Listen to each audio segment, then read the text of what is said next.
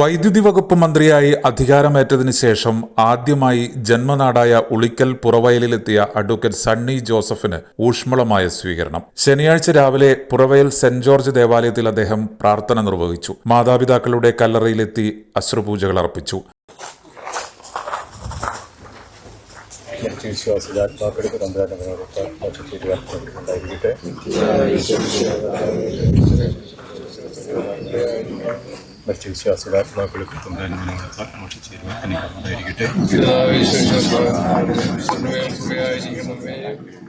ഭാര്യയും സഹോദരന്മാരും പാർട്ടി പ്രവർത്തകരും ഒപ്പമുണ്ടായിരുന്നു. DCC പ്രസിഡന്റ്, KPCC പ്രസിഡന്റ്, പേരാവൂരിൽ നിന്ന് തുടർച്ചയായി 4ാം തവണ MLA എന്നീ നിലകളിൽ നിന്നാണ് പേരാവൂർ മണ്ഡലത്തിൽ KP നൂറുദ്ദീന് ശേഷം സണ്ണി ജോസഫ് മന്ത്രിയാവുന്നത്. നേതാക്കളായ PC Shaji, Baby Tholani, Benny Thomas, TA Justin, Joseph Anjilithoppil, Tommy Joseph, Kuriakose Manappadam, Dileep Mathew, Augustine Vengakkunnel, Lissamma Babu, Jojo Palakkuzhi എന്നിവരും മന്ത്രിക്കൊപ്പമുണ്ടായിരുന്നു. കേരളത്തിൻ്റെ പൊതുവിലും കണ്ണൂർ ജില്ലയുടെ പ്രത്യേകമായും പേരാവൂർ ഇരിക്കൂർ നിയോജകമണ്ഡലങ്ങളുടെയും വികസനത്തിനു വേണ്ടി കഴിയുന്നത് പരിശ്രമിക്കും.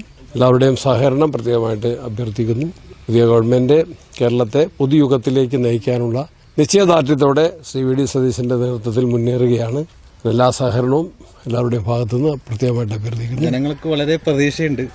പ്രതീക്ഷയത്ത് മുന്നോട്ട് പോകാൻ പൂർണ്ണമായിട്ടും ജനങ്ങളുടെ പ്രതീക്ഷയ്ക്കനുസരിച്ച് ഉയർന്നു പ്രവർത്തിക്കും.